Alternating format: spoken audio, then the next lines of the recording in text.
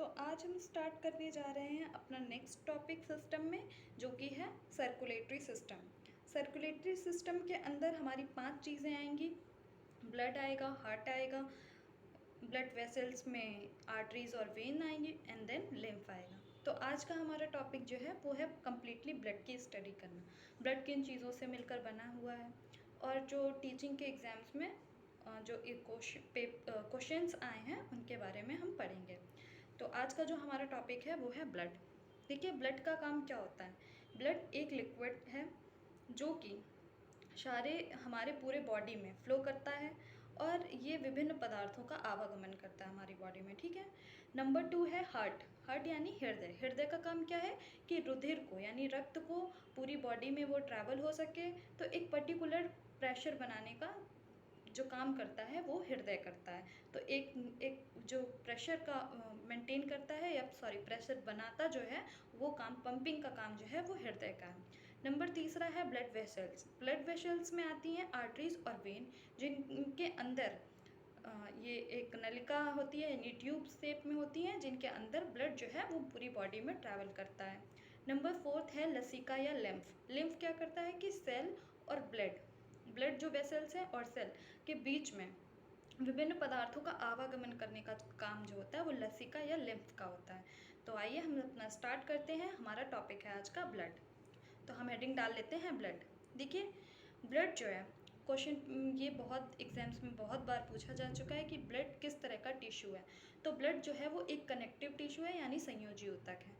दूसरी चीज़, ये liquid state में होता है, यानी तरल होता है, तो तरल होने की वजह से इसको तरल संयोजी ऊतक भी कहा जाता है। तीसरी बात, ये पूरी बॉडी में बहुत सारे प्रोडक्ट्स को लेके ट्रैवल करता है, तो इसे परिसंचारी ऊतक भी बोलते हैं। परिसंचारी ऊतक को इंग्लिश में बोलेंगे सर्कुलेटरी टिश्यू है। ठीक है। अब रक्त का मुख्य काम क्या होता है।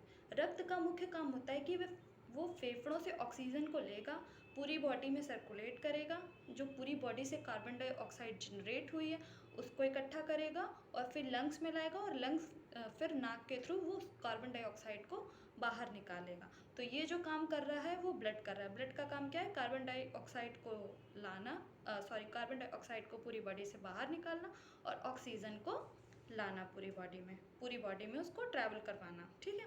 तो ये काम है, और भी बहुत सारे ये इम्पॉर्टेंट, ये मेन काम है। इसके अलावा भी बहुत सारे काम करता है, जैसे कि ब्लड के थ्रू ही vitamins, hormones, minerals, excretory products, nutritional products जो हैं हमारी बॉडी में ट्रांसमिट करते हैं, एक स्थान से दूसरे स्थान में जाते हैं। ठीक है।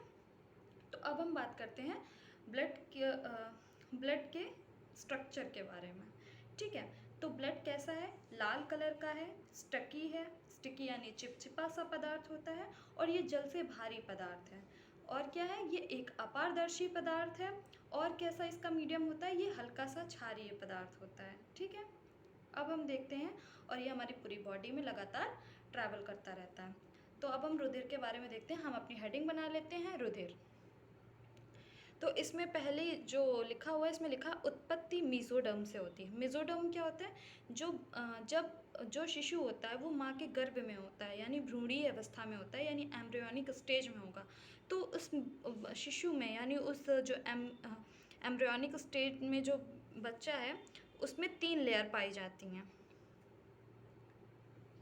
बाहर की जो लेयर होती है उसे हम एक्टोडर्म लेयर बोलते हैं, बीच की जो लेयर होती है उसे हम मेसोडर्म लेयर बोलते हैं, और जो सबसे अंदर की लेयर होती है उसे हम एंडोडर्म बोलते हैं।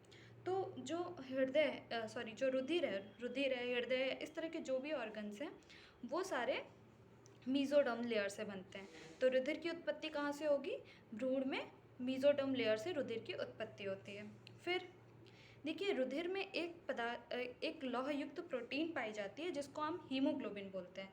तो हीमोग्लोबिन पाया जाता है रुधिर में, जो कि एक बफर विलयन की तरह काम करता है। बफर विलयन क्या होगा, यानी हमारी बॉडी का एक पर्टिकुलर पीएच होता है, यानी जो पोटेंशियल ऑफ हाइड्रोजन है, पीएच को मेंटेन करने का काम करता है। तो इसलिए ये रुधिर को हम बोल सकते हैं कि ये एक बफर सॉल्यूशन की तरह भी काम करता है। ठीक। नेक्स्ट है कि रुधिर कितना पाया जाता है। तो एक व्यक्ति में 5 से 6 लीटर तक रुधिर पाया जाता है, यानी ये कुल भार का 7 से 8% तक पाया जाता है। अगर हम किसी व्यक्ति का वेट 70 किलो एज्यूम कर लेते हैं, तो उसमें रुधिर कितना पाया जाएगा? 5 से 5.5 लीटर तक पाया जाएगा। तो एक स्वस्थ व्यक्ति में रुधिर कितना पाया जाता है? 5 से 6 लीटर तक पाया जाता है, यानी कुल भार का 7 से 8% तक। नेक्स्ट, इसका टेस्ट कैसा होता है? नमकीन सा होता है, ठीक। नेक्स्ट, ये जल से भारी होता है और रुधिर के निर्माण की प्रक्रिया को हम हीमोपोइसिस बोलते हैं। पोइसिस जिस शब्द में लग जाता है उसका मतलब होता है निर्माण की प्रक्रिया से संबंधित। अब यहाँ पे रुधिर का निर्माण हो रहा है तो हीम लग गया, इसलिए इस जो पूरी इस प्रोसेस है इसको हम बोलते हैं हीमोपोइसिस। रुधिर का निर्माण एम्ब्रियोनिक स्टेट में अंडपीतक यानी यॉक सेक्स से होता है, लेकिन वो जब शिशु अवस्था में होता है तो उसमें लीवर में रुधिर का निर्माण होने लगता है, ठीक है। तो इसको आपको याद कर लेना है। और जो व्यस्क हो जाता है तो हमारी हड्डियों में रुधिर का निर्माण होता है, बोन मैरो में, अस्थि मज्जा में, या जो सब लॉन्ग बोन मैरो में रुधिर का निर्माण होने लगता है, ठीक है। अब हमारा नेक्स्ट है कि रुधिर व रुधिर के संगठन के बारे में देखते हैं। तो रुधिर के संगठन के बारे में, रुधिर जो है वो दो चीज़ों से मिलकर बना होता है। एक होता है प्लाज्मा, दूसरा होता है कॉर्पसेल्स। जो प्लाज्मा होता है वो रुधिर का तरल भाग है, जबकि जो कॉर्पसेल्स है वो रुधिर का सॉलिड भाग है। तो हम सबसे पहले अपनी हेडिंग डाल लेते हैं प्लाज्मा, ठीक है। देखिए प्लाज्मा जो है उसमें 90 से 92% तक जल पाया जाता है। फिर जो 6 से 8% है, इसमें अब कार्बनिक पदार्थ और अकार्बनिक पदार्थ दोनों तरह के पदार्थ पाए जाते हैं, ठीक है। तो हम सबसे पहले प्लाज्मा में अकार्बनिक पदार्थों की बात कर लेते हैं। तो प्लाज्मा में जो अकार्बनिक पदार्थ है उसमें हमारा आता है सोडियम क्लोराइड आएगा, सोडियम बाइकार्बोनेट आएगा, कैल्शियम आएगा, मैग्नीशियम आएगा, फॉस्फेट के बाइकार्बोनेट्स आते हैं। तो जो अकार्बनिक पदार्थ है प्लाज्मा में वो 0.9% तक पाया जाता है, लगभग 1% भी लगभग नहीं पाया जाता। तो ये अकार्बनिक सब्सटेंस होंगे। इसके अलावा प्लाज्मा में क्या है? प्लाज्मा में जो कार्बनिक पदार्थ हैं, कार्बनिक पदार्थों में हार्मोन आएगा, पोषक तत्व आएंगे, उत्सर्जी पदार्थ आएंगे, प्रतिस्कंदन पदार्थ आएंगे और स्कंदन पदार्थ आते हैं, ठीक है। तो हमारे प्लाज्मा में 6 to 8% तक प्रोटीन पाई जाती है, 90 to 92% तक जल पाया जाता है। इसके अलावा अन्य में क्या पाया जाता है? हार्मोन्स पाए जाते हैं, न्यूट्रिशनल प्रोडक्ट्स पाए जाएंगे, एक्सक्रीटरी प्रोडक्ट्स पाए जाएंगे, कोगुलेंट सब्सटेंस पाया जाएगा और एंटीकोगुलेंट सब्सटेंस पाया जाता है। देखिए जो हमारे बॉडी में रुधिर का थक्का बनने से रोकता है वो भी पाया जाता है रुधिर के प्लाज्मा में, हिपैरिन नाम की प्रोटीन। नेक्स्ट है स्कंदन पदार्थ जिसमें आएगा प्रोथॉम्ब्रिन और फाइब्रोनोजन, ठीक है। ये रुधिर का थक्का बनने में सहायक पदार्थ हैं, तो ये भी कहाँ पाया जाता है? हमारे प्लाज्मा में पाया जाता है। इसके अलावा इसमें ये तो हमने लिख लिया है कि इसमें पोषक पदार्थ, उत्सर्जी पदार्थ, प्रोटीन, हार्मोन्स और घुलित गैसें पाई जाती हैं। तो अब हम एक एक चीज़ के बारे में थोड़ा सा पढ़ लेते हैं, ठीक है। तो सबसे पहले आता है कि पोषक तत्व। तो प्लाज्मा में पोषक तत्व में क्या क्या मिलेगा हमको? एमिनो एसिड मिलता है, ग्लूकोज मिलेगा, ग्लिसरॉल मिलेगा, फैटी एसिड मिलेगा और फास्फोलिपिड मिलेगा, कोलेस्ट्रॉल मिलेगा। तो ये सारी चीज़ें जो है ये हमारी पोषक तत्व में आएंगी, ठीक है। नेक्स्ट जो है वो है, अगर हम प्रोटीन के बारे में देख लेते हैं, 6 to 8% जो है प्लाज्मा में सबसे ज़्यादा 6 से 8% तक प्रोटीन पाई जाती है। तो कौन कौन सी प्रोटीन आएगी?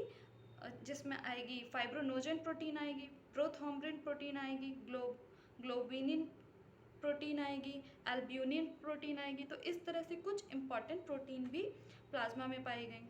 अब नेक्स्ट है उत्सर्जी पदार्थ। तो उत्सर्जी पदार्थ में क्या आएगा? यूरिया आएगा, यूरिक एसिड आएगा और अमोनिया आएगा।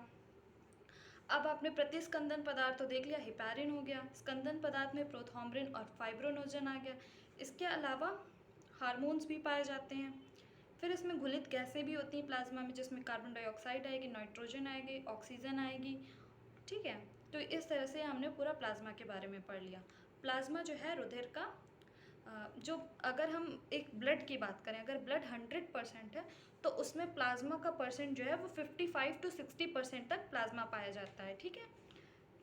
तो आप ये भी एक इसको थोड़ा लिख सकते हैं कि ब्लड में दो सब्सटेंस है, नंबर 1 है प्लाज्मा और दूसरा है कॉर्पसेल्स, ठीक है। तो ये आपका जो पाया जाएगा ये 55 to 60% पाया जाएगा और ये 45 to 50% तक। ठीक है, कॉर्पसेल्स पाए जाएंगे। तो प्लाज्मा के बारे में हमने पढ़ लिया कि ये कैसा होता है, ये दिखने में हल्का पीले रंग का पदार्थ होता है और ये पूरे ब्लड में 55 to 60% तक प्लाज्मा पाया जाता है, जिसमें 90 से 92% तक जल पाया जाएगा, 6 से 8% तक प्रोटीन पाया जाएगा और इसके अलावा 0.9% तक लगभग इसमें अकार्बनिक पदार्थ पाए जाते हैं। तो हमने इनके बारे में पढ़ लिया, पूरा प्लाज्मा के बारे में कि कौन कौन से हार्मोन हैं, कौन कौन से इंपॉर्टेंट पोषक तत्व, कुछ कोगुलेंट सब्सटेंस, कुछ एंटी कोगुलेंट सब्सटेंसेस के बारे में पढ़ लिया। अब नेक्स्ट जो आता है वो है ठोस पदार्थ रुधिर का। रुधिर का जो ठोस पदार्थ होता है उसे हम कॉर्पसेल्स बोलते हैं और हमारी बॉडी में कॉर्पसेल्स लगभग 45% ब्लड में 45% टू 50% तक कॉर्पसेल्स पाई जाती हैं। ठीक है, तो अब हम देखिए जो सॉलिड ब्लड में जो सॉलिड सब्सटेंस है उसमें 3 तरह के ठोस रुधिर में 3 तरह के ठोस कॉर्पसेल्स पाई जाती हैं। नंबर 1 एथ्रोसाइट्स, जिसे हम आरबीसीज भी बोलते हैं, जिसका मुख्य काम होता है कि वो ऑक्सीजन और कार्बन डाइऑक्साइड का संवहन करती है। नंबर 2 ल्यूकोसाइट यानी डब्ल्यूबीसीज, जिसका मुख्य काम है एलर्जी, प्रतिरक्षा तंत्र और बीमारी से सुरक्षा प्रदान करना है। ये संवेदनशीलता, एलर्जी, प्रतिरक्षा तंत्र और बीमारी से सुरक्षा प्रदान करने का काम करेगा। नंबर 3 है थ्रोम्बोसाइट्स यानी प्लेटलेट्स, जो कि थक्का जमाने में सहायक होता है। तो अब हम अपनी हेडिंग डाल लेते हैं एरिथ्रोसाइट्स और आरबीसीज की।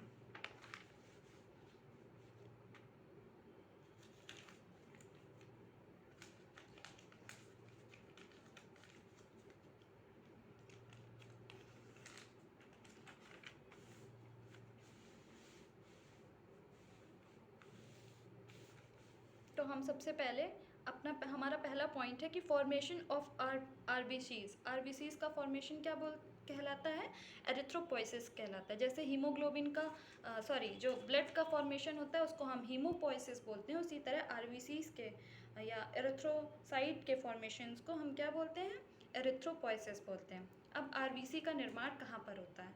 आरबीसी का निर्माण एडल्ट्स में लाल अस्थि मज्जा यानी रेड बोन मैरो में होता है। ठीक, ये कैसे शेप की होती है? लिखा हुआ है बाई कॉन्केव या उभयावतल, हिंदी में बोलते हैं। जैसे अगर ये प्लेट है, ठीक है, अगर प्लेट को हम दोनों उसके सिरों को अगर प्रेस कर दें तो वो अंदर कैसी हो जाएगी, अंदर चपटी हो जाएगी ना, गड्ढे जैसे बन जाएगा दोनों साइड से। तो वैसा ही इसका शेप होता है, यानी अंदर की ओर धसी हुई। और नेक्स्ट इसमें पॉइंट लिखा है कि इसमें केंद्रक और माइटोकॉन्ड्रिया नहीं पाया जाता है। देखिए केंद्रक और माइटोकॉन्ड्रिया आरबीसी में नहीं पाया जाता है, लेकिन ऊंट और लामा एक ऐसे अपवाद है जिनके आरबीसीज में केंद्रक उपस्थित होता है। अब जब इसमें माइटोकॉन्ड्रिया नहीं पाया जाता तो आरबीसीज की कोशिकाएं कैसा श्वसन करेंगी, अनऑक्सी श्वसन, यानी इसमें ऑक्सीजन का संवहन नहीं हो पाएगा। माइटोकॉन्ड्रिया में ऑक्सीसोम पाया जाता है।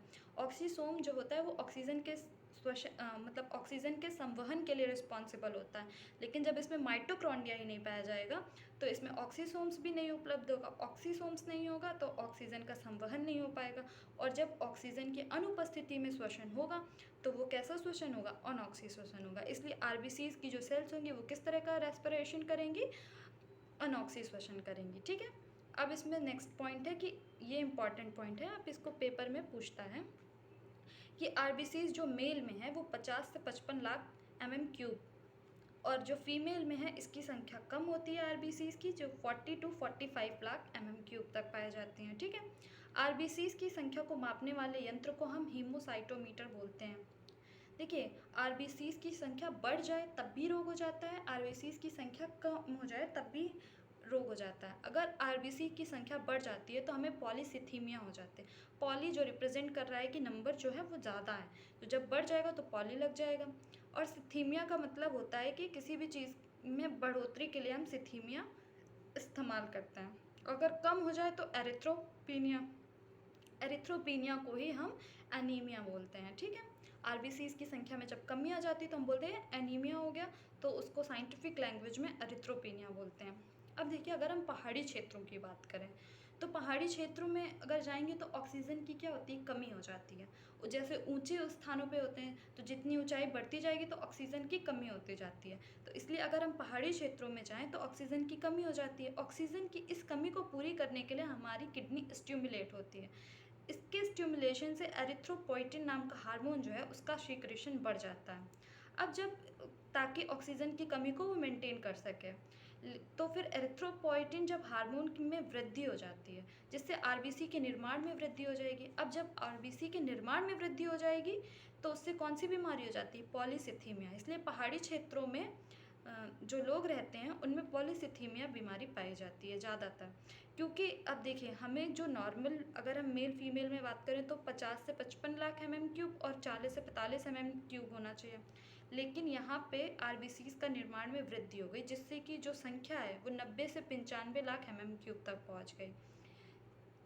तो यहाँ पे आरबीसी की संख्या में क्या हो गई? वृद्धि हो गई, जिससे कौन सी बीमारी हो जाएगी? पॉलीसिथीमिया। तो पहाड़ी क्षेत्रों में ऑक्सीजन की कमी की पूर्ति करने के लिए क्या होगा? हमारी किडनी में स्टिमुलेशन होगा, जिससे एरिथ्रोपोइटिन जो हार्मोन है उसका सीक्रेशन बढ़ जाएगा और आरबीसी का निर्माण ज़्यादा होगा, जिससे कि आरबीसी की जो सामान्य संख्या है उससे ज़्यादा मात्रा में आरबीसी की सेल बनने लगेंगी, जिसके कारण वहाँ के व्यक्तियों में पॉलीसिथीमिया नाम की बीमारी देखने को मिलती है।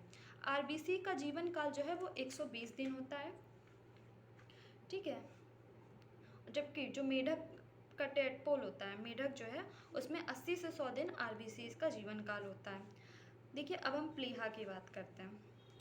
आरबीसी की कब्रगाह को हम प्लीहा बोलते हैं।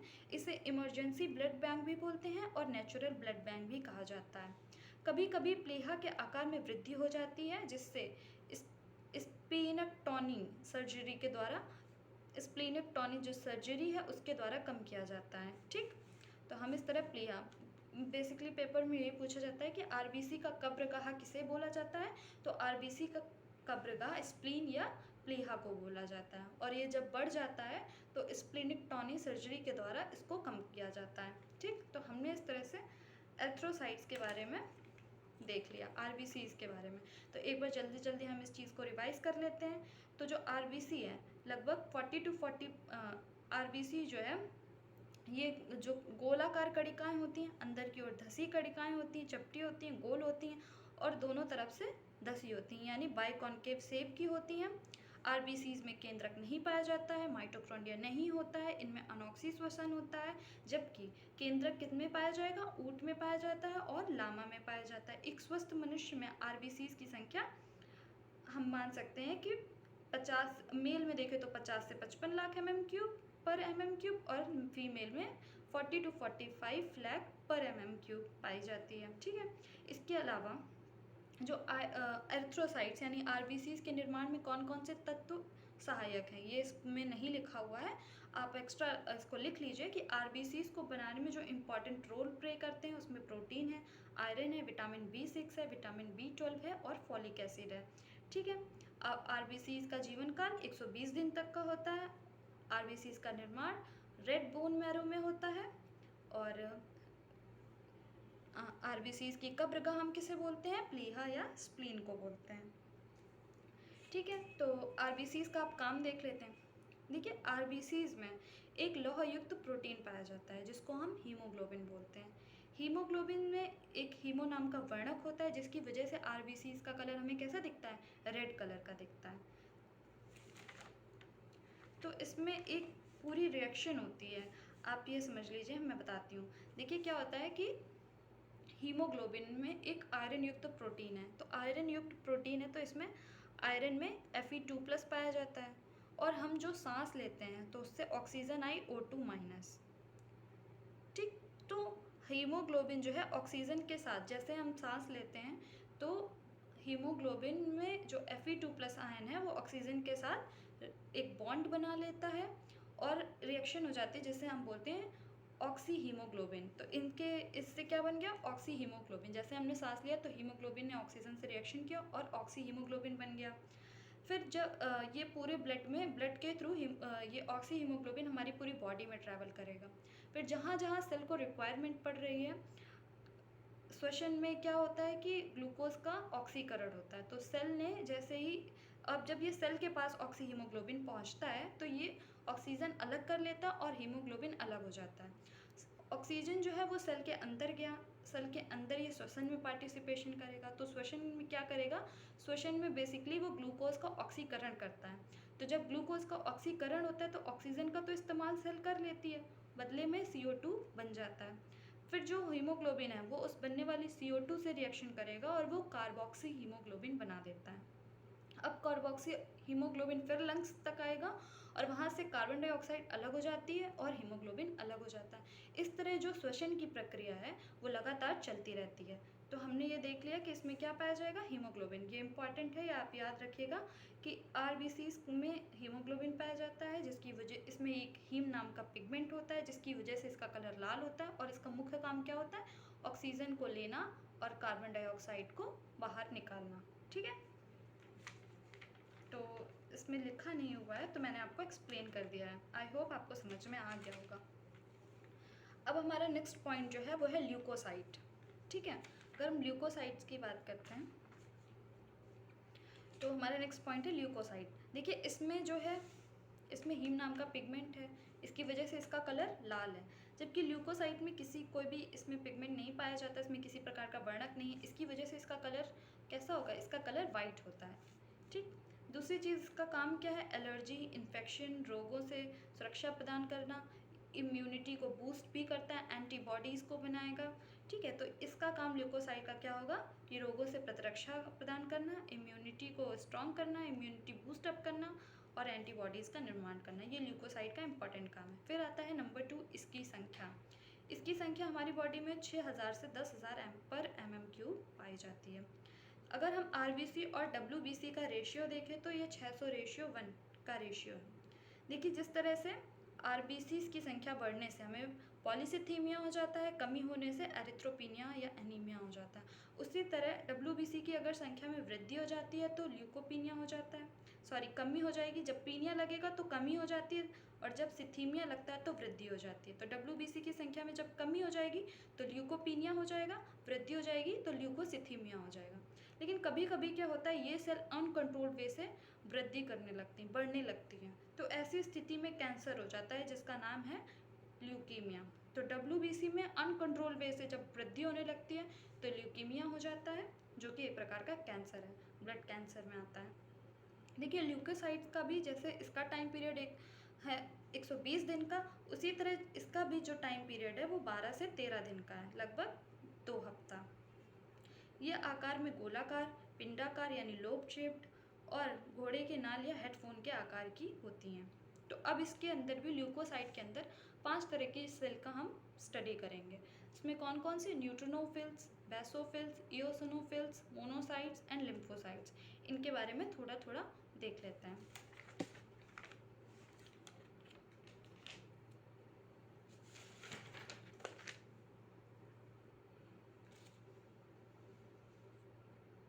तो WBC को हमने 2 भागों में बांट लिया। नंबर 1 ग्रैन्युलोसाइट्स और अग्रैन्युलोसाइट्स। ठीक है, ये कणिकामय हैं, इन्हें हिंदी में कणिकामय बोलते हैं, इसे हिंदी में अकणिकामय बोलते हैं। तो इसमें ग्रैन्युलोसाइट में 3 आती हैं सेल्स, जिसमें न्यूट्रोफिल्स, बेसोफिल्स और इओसिनोफिल्स आएगी। और दूसरी तरफ एग्रेन्युलोसाइट्स में मोनोसाइट्स एंड लिम्फोसाइट्स आएंगी। ठीक है, तो हम इनका देखें, ये जो तीनों हैं ग्रैन्युलोसाइट्स, वो एलर्जी और संक्रमण से सुरक्षा प्रदान करती हैं, जबकि ये हमारी इम्यूनिटी को बूस्टअप करेगी और एंटीबॉडी का निर्माण करती है। ठीक है, तो एलर्जी व संक्रमण से सुरक्षा एक ग्रैन्युलोसाइट्स का काम है इंपॉर्टेंट, और जो इम्यूनिटी को बूस्टअप करना है और एंटीबॉडी को जो निर्माण करना है वो मोनोसाइट्स और लिम्फोसाइट करेगा। तो सबसे पहले हम देखते हैं न्यूट्रोफिल्स के बारे में। देखिए न्यूट्रोफिल्स जो है, एक ये स्ट्रक्चर बना हुआ है, एक ये स्ट्रक्चर बना हुआ है। ये वाला स्ट्रक्चर जो है वो ज़्यादा मतलब अच्छा है। ये मैंने एक जो कोचिंग ली थी वहाँ पे मुझे इस तरह पढ़ाया गया, लेकिन जब मैंने बुक में देखा तो बुक में इस तरह का स्ट्रक्चर बना हुआ, तो आप दोनों समझ सकते हैं। देखिए इसका जो आकार है वो लोब शेप्ड है। न्यूट्रोफिल्स जो है वो लोब शेप्ड होती हैं। इसमें 6 से 7 पिंड वाला केंद्रक होता है। देखिए इसमें ये ऐसे बने हुए हैं ना केंद्रक, तो इस तरह से केंद्रक होता है। इसमें क्या होता है, ये देखिए केंद्रक जो है ऐसे अनियमित आकार का होता है, डिफरेंट लोब में टूटा हुआ सा होता है, लेकिन ये लोब एक दूसरे से जुड़े हुए होते हैं। ठीक है, और न्यूट्रोफिल्स का काम क्या होता है, न्यूट्रोफिल्स का जो मेन काम है कि बाहर से आने वाले जीवाणुओं को ये भक्षण करने का काम करता है, उनको नष्ट करने का काम करता है। न्यूट्रोफिल्स क्या करेगा, बाहर से जो हमारी बॉडी में जीवाणु एंटर करते हैं उनको नष्ट करने का काम करता है। इसका आकार लोब शेप्ड होता है, ये 6 से 7 पिंड वाला एक केंद्रक इसमें पाया जाता है। ठीक है, अब नेक्स्ट है बेसोफिल्स। बेसोफिल्स जो है वो घोड़े के नाल के आकार का होता है। घोड़े का नाल का आकार क्या, ऐसा नहीं होता कि ऊपर से डाल देते हैं, इसमें पैर रख के चढ़ा जाता है घोड़े के ऊपर बैठने वाला, तो ये नाल आकार का होता है। देखिए नाल आकार का होता है। ठीक है, और इसमें बड़े बड़े जो इसका साइटोप्लाज्म, इसमें जीव द्रव्य भरा हुआ है, उसमें बड़े बड़े गोलाकार संरचनाएं पाई जाती हैं। बेसोफिल्स एक्चुअली जो बेसोफिल्स होते हैं इसमें एक हिस्टामिन नाम का एक सब्सटेंस है जिसका श्रावण होता है, लिखा है एलर्जिन के कांटेक्ट में आने पर इसमें हिस्टामिन का श्रावण होता है, जिससे दमा के लक्षण प्रकट होने लगते हैं। ठीक है, तो दमा के लक्षण कहाँ प्रकट, कैसे प्रकट होते हैं, हिस्टामिन के श्रावण की वजह से। और हिस्टामिन कब श्रावित होगा, जब हमारी बॉडी किसी एलर्जन के संपर्क में आती है। ठीक है, अब हमारा नेक्स्ट पॉइंट है ईओसिनोफिल्स। ईओसिनोफिल्स में जब अधिकता हो जाती है, इस तरह की सेल्स ज़्यादा बनने लगती हैं, तो हम उसे बोलते हैं ईओसिनोफिलिया या स्नोफिलिया, आपने सुना होगा। देखिए ये कैसा है, ये भी लोब शेप्ड है और इसमें 4 केंद्रक वाला पिंड पाया जाता है। इसका जो साइटोप्लाज्म होगा उसमें और भी बड़े बड़े गोलाकार ढेर सारी संरचनाएं पाई जाती हैं, और इसका भी केंद्रक कुछ 2 लोब शेप का आप समझ सकते हैं, इस तरह से कुछ दिखता है। ठीक है, और ये शरीर में प्रतिरक्षण तथा संवेदनशीलता का काम करता है। ये इसका जो इम्पॉर्टेंट काम है ये प्रतिरक्षण। देखिए प्रतिरक्षण तो ये तीनों कर रही हैं, ये भी बाहर से आने वाले जीवाणुओं को समाप्त कर रही है, ये भी मतलब संवेदनशीलता का लक्षण दिखा रही है, एलर्जी के लक्षण को प्रकट करती है। इसी तरह ये भी क्या करेगी, ये भी हमारे प्रतिरक्षण और संवेदनशीलता का काम करते हैं। अब हम नेक्स्ट पढ़ते हैं मोनोसाइट्स और लिम्फोसाइट। जो मोनोसाइट होती है वो सबसे बड़ी WBC होती है, जबकि जो लिम्फोसाइट है वो सबसे छोटी WBC होती है। देखिए मोनोसाइट कुछ इस तरह से होती है, एक बड़ा सा केंद्रक होता है और इसमें साइटोप्लाज्म भरा होता है, और ये काम क्या करती है, ये हमारी बॉडी में ब्लड में ट्रैवल करके जो जीवाणु हैं उनको खाने का काम करती है, यानी जीवाणुओं का भक्षण करने का काम करती है, फाइगोसाइटोसिस करती है। ठीक है, तो मोनोसाइट का काम फाइगोसाइटोसिस का होता है। और इसमें क्या होता है कि हाँ ये हाँ ठीक है, तो ये जीवाणुओं का भक्षण करने का काम करती है। नेक्स्ट जो है वो लिम्फोसाइट, ये सबसे छोटी WBC है। ठीक है, ये सबसे छोटी WBC होती है और इसका काम भी यही होता है। ये भी क्या करेगी कि घूम घूम के पूरी बॉडी में जो जीवाणु होती है उनको खाने का काम करती है। लेकिन जो लिम्फोसाइट है, लिम्फोसाइट में ये मतलब ज़्यादा ट्रैवल नहीं कर पाती, जबकि जो मोनोसाइट है इसमें ऐसी ऐसी संरचनाएं बाहर निकली होती हैं, जैसे अमीबा में बाहर संरचनाएं निकली होती हैं ना, उसी तरह ये इस तरह इसमें संरचनाएं आसपास निकली होती हैं जो कि इसके गमन में सहायता करती है, ताकि ये मूवमेंट ज़्यादा कर सके। तो जो ज़्यादा मूवमेंट करेगी वो क्या करेगी, ज़्यादा जीवाणु का भक्षण कर पाएगी। तो मोनोसाइट्स हाँ जो मोनोसाइट्स है वो ज़्यादा जीवाणु का भक्षण करती है, क्योंकि इसमें जैसे अमीबा की जैसे बॉडी में कूटपात पाए जाते हैं, उसी तरह इसकी बॉडी में भी कूटपात पाए जाते हैं, जिससे कि आसानी से गमन करके जो जीवाणु जो बैक्टीरिया हैं उनको ख़त्म कर सके। लिम्फोसाइट में क्या होता है, ये थोड़ी सी मतलब इसमें ये वाली संरचना, कूटपात वाली संरचना नहीं पाई जाती, जिससे ये कम ट्रैवल कर पाती है, लेकिन ये भी जीवाणुओं का भक्षण करती है। और लिम्फोसाइट का काम क्या होता है कि एंटीबॉडीज़ का ये डेवलप भी करेगी, एंटीबॉडीज़ को बनाती है हमारी बॉडी में और जीवाणुओं को नष्ट करती है। देखिए लिम्फोसाइट को हम 2 भागों में बांट लेते हैं, थाइमस ग्लैंड और बोन मैरो में। और जो थाइमस ग्लैंड में लिम्फोसाइट बनेंगी उन्हें हम T लिम्फोसाइट्स बोलते हैं, जबकि जो बोन मैरो में बनेंगी उन्हें हम B लिम्फोसाइट्स बोलते हैं।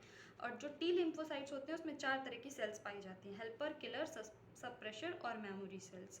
तो आपने सुना होगा कि जब भी मेमोरी T सेल्स क्या हैं, ये याद रखने की अगली बार जब जो बैक्टीरिया ने अटैक किया है तो उसको ये थोड़ा सा मेमोराइज करके रखती हैं उसके स्ट्रक्चर के बारे में। इसी तरह किलर जो है वो उनको ख़त्म करेंगी, हेल्पर क्या है उनकी सहायता करेंगी। तो इस तरह से ये चारों सेल्स T लिम्फोसाइट्स में आती हैं। ये अब हेल्पर T सेल्स द्वारा एक हार्मोन स्रावित होता है, जिसको ये पेपर में पूछा गया इसलिए मैंने इसको थोड़ा सा अलग से लिख लिया कि हेल्पर T सेल्स द्वारा स्रावित हार्मोन को हम लिम्फोकाइनिन हार्मोन बोलते हैं। अब हम नेक्स्ट पढ़ते हैं। नेक्स्ट हमारा टॉपिक है थ्रोम्बोसाइट्स। ठीक है, तो थ्रोम्बोसाइट्स देखिए थ्रोम्बोसाइट्स या प्लेटलेट्स भी इसे बोलते हैं, ठीक है। तो ये ह्यूमन में ही पाया जाता है, मनुष्यों में पाया जाने वाला एक विशिष्ट लक्षण है। जानवरों में क्या होता है, अगर उनको ज़्यादा चोट लग जाती है तो उनके रुधिर बहता ही रहता है और उसका थक्का नहीं जमता, जिससे जानवर की क्या हो जाती है, डेथ हो जाती है। लेकिन ये मनुष्यों में पाया जाना एक विशेष लक्षण है कि हमारे बॉडी में अगर कहीं कट लग जाता है तो वो रुधिर का थक्का बन जाता है और हम बच जाते हैं, मतलब रुधिर का जो बहाव है वो रुक जाता है। तो अब हम देख लेते हैं कि थ्रोम्बोसाइट्स का काम क्या होता है। रुधिर का थक्का जमाने का काम होता है। इसमें भी केंद्रक नहीं पाया जाता, जैसे एरिथ्रोसाइट्स में केंद्रक नहीं पाया जाता है, आरबीसीज में केंद्रक नहीं होता, उसी तरह से थ्रोम्बोसाइट्स में भी केंद्रक नहीं पाया जाता। इसमें एक विशेष प्रकार की प्रोटीन पाई जाती है जिसे हम थ्रोम्बोप्लास्टिन प्रोटीन बोलते हैं, जो कि रुधिर का थक्का जमाने में बहुत इंपॉर्टेंट रोल प्ले करती है। इसकी संख्या 2 से 3 लाख पर mm³ होती है। इसका जीवन काल 8 दिन का होता है। ये रुधिर का थक्का, अगर हम अपनी पूरी बॉडी में रुधिर का थक्का जमाने के लिए केवल एक चीज़ ही इंपॉर्टेंट नहीं है, बहुत सारी चीज़ें हैं। तो हम देखते हैं कौन कौन से आवश्यक पदार्थ होते हैं। विटामिन के होती है जो रुधिर का थक्का जमाने में महत्वपूर्ण भूमिका निभाती है। दूसरा है प्लाज्मा प्रोटीन में प्रोथ्रोम्बिन और फाइब्रोनोजन। अगर आपके पेपर में दोनों आ जाए तो आप फाइब्रोनोजन को प्रायोरिटी देंगे, ठीक है। इन दोनों प्रोटीन का जो निर्माण होता है वो कहाँ पर होगा, लीवर में होता है। प्रोथ्रोम्बिन और फाइब्रोनोजन का निर्माण कहाँ होता है, लीवर में होता है।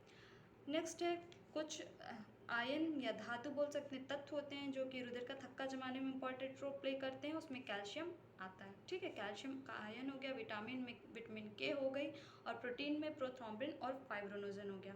अब रुधिर का थक्का जमाने में लगने वाला समय लगभग 8 से 7-8 मिनट का हमें टाइम लगता है रुधिर का थक्का जमने में। अब हम इसकी थोड़ी सी क्रियाविधि को समझ लेते हैं। मान लीजिए आपकी चोट लगी, कहीं पे कट लगा, कट से क्या होगा, आपकी बॉडी से ब्लड बहना स्टार्ट हो जाएगा, तो रुधिर का स्राव स्टार्ट हो गया। यहाँ पे प्लेटलेट्स में एक थ्रोम्बोप्लास्टिन पाई जाती है। प्लेटलेट्स ने थ्रोम्बोप्लास्टिन प्रोटीन का स्राव करना स्टार्ट कर दिया।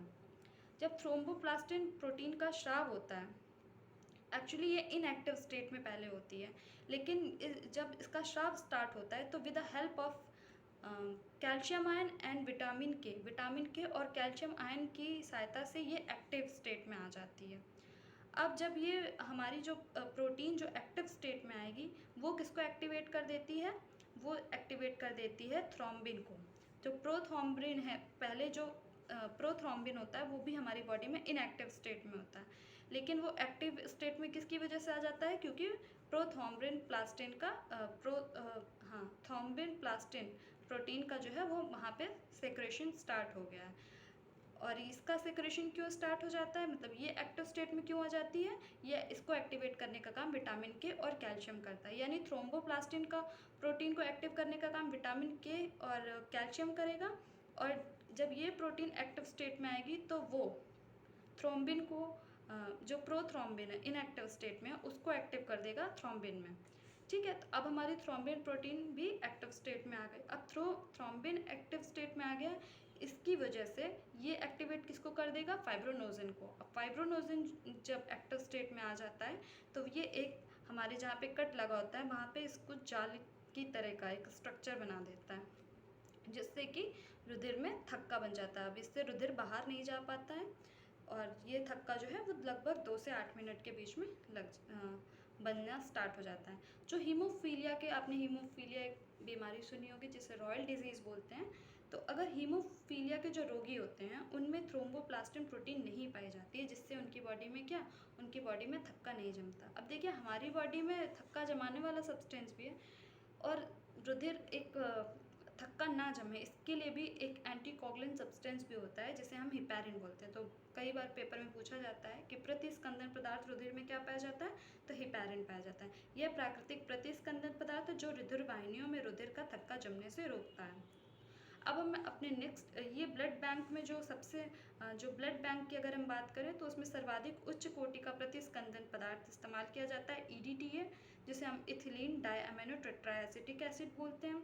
फिर CPD सिट्रेट फॉस्फेट डेक्सट्रोज, और तीसरा ACD एसिड सिट्रेट डेक्सट्रोज। इन तीनों का इस्तेमाल हम ब्लड बैंक में एंटीकोगुलेंट सब्सटेंस के रूप में करते हैं, जबकि हमारी बॉडी में जो एंटीकोगुलेंट सब्सटेंस पाया जाता है वो हिपैरिन है, और कोगुलेंट यानी स्कंदन पदार्थ में जो प्रोटीन पाई जाएगी वो फाइब्रोनोजन और प्रोथ्रोम्बिन है। तो इस तरह से हमने ब्लड के बारे में पूरा पढ़ लिया। ब्लड के बारे में आज हमने एक बार जल्द अगर आपको रिवीजन करना है तो आप प्लीज़ रिवीजन कर लीजिएगा अपने नोट्स से। Thank you.